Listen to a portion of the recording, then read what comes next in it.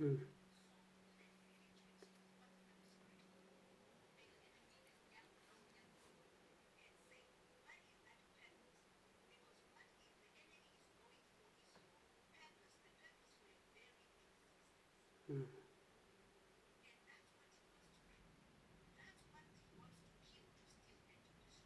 mm, mm,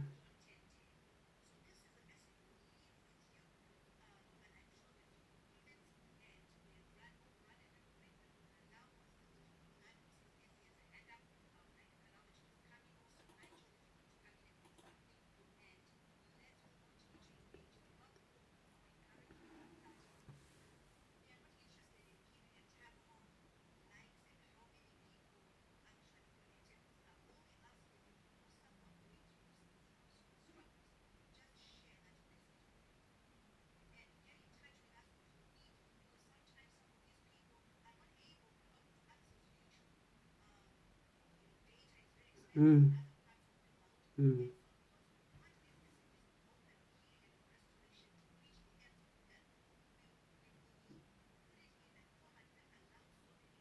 Wonderful. Mm,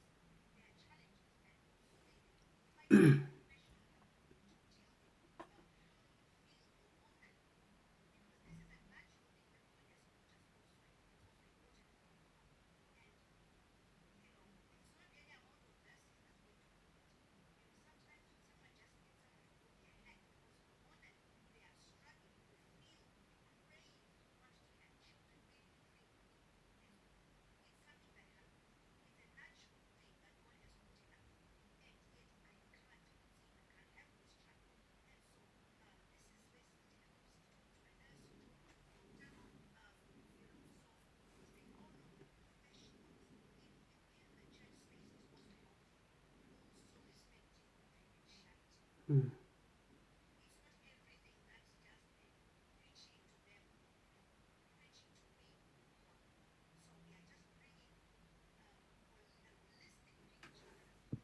Mm.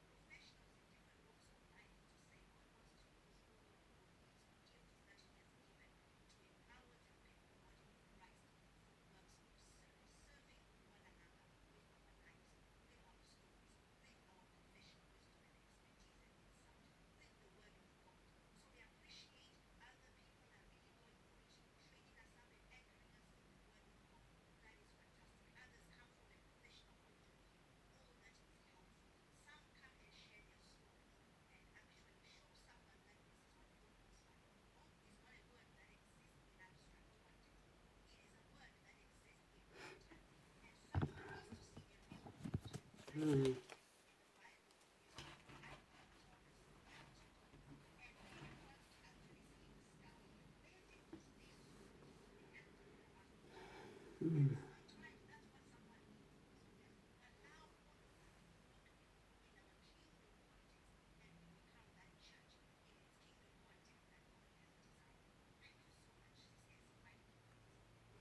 Okay, thank you, Sister Tandy.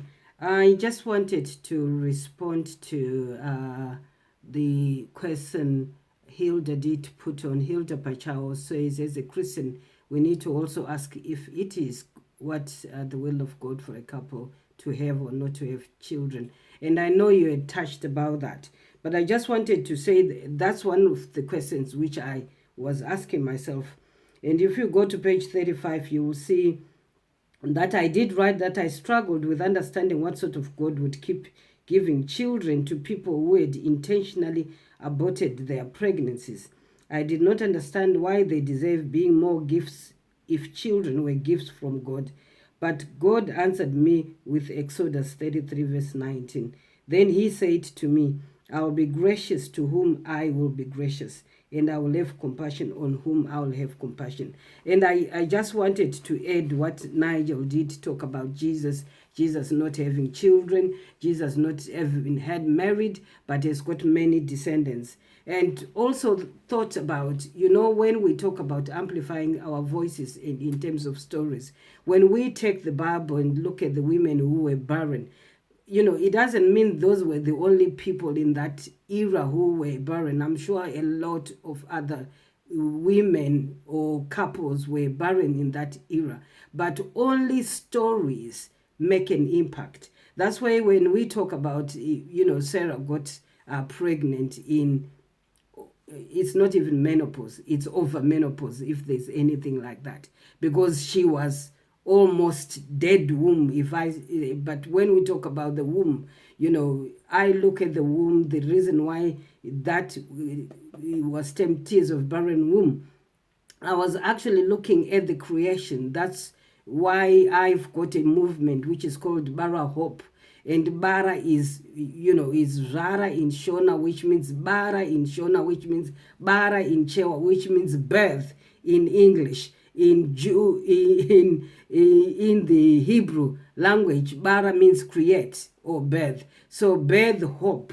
So when we are creating hope at the Bara Hope movement, we are actually trying to look into the future, because we can't still try to struggle in yesterday. Yesterday is there to inform the future. But whilst we live in the now, we need to realize that every day we are given breath, we are given new messes, we are given a clean page, a clean start, a fresh start to start again. And you should really remember that when you wake up, you have been granted access to the other side of midnight, and that it's not by your doing, it's not by your power, it's not the alarm which is going to wake you up, but God is allowing you a day to make an impact. And the impact we are created for is to fellowship with God, is to actually save his children. So what impact? So which story are you? Are you going to be Hannah's story? We were supposed to go on to it, but obviously time was not there. But you can also look at Rebecca, who had twins, but Rebecca struggled to have children. So you find those stories are important to go out. So whatever is in your womb at the moment, whether you think it's a dead womb at the moment, it's not dead. It's just in stagnation. Just pray over it. Or in the world now, everybody talks about the mindset. When we talk about the mindset, it's just the state of your heart, where we started with this program. So the state of your heart is what which will actually create some hope in other people by what you're going to serve them. So that's what I wanted to leave people with. Yes, the wilderness is desolate. It's a place of rejection. It's a place of disfavor, but it's just there possibly as just a transition, and you need to transition to the next level. So I've rounded up. I'll leave it to Nigel to finish off. Thank you.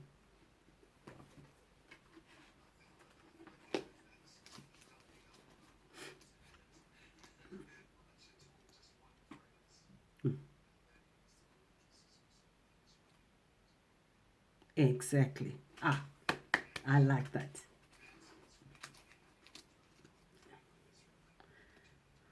Yes. Oh, I should.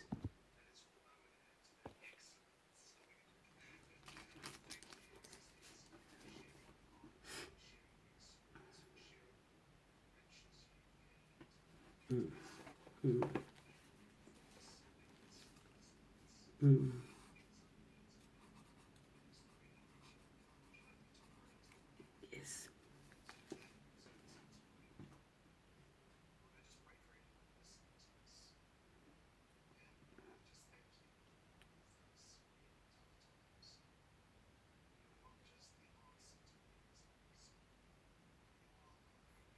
Amen. Yes.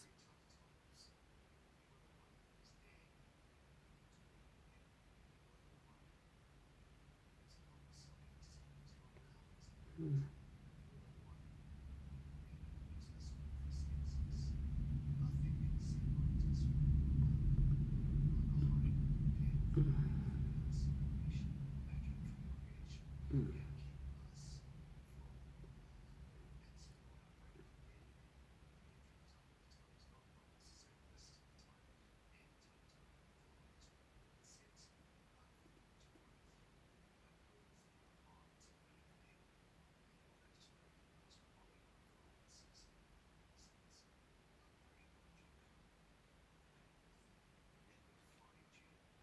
mm,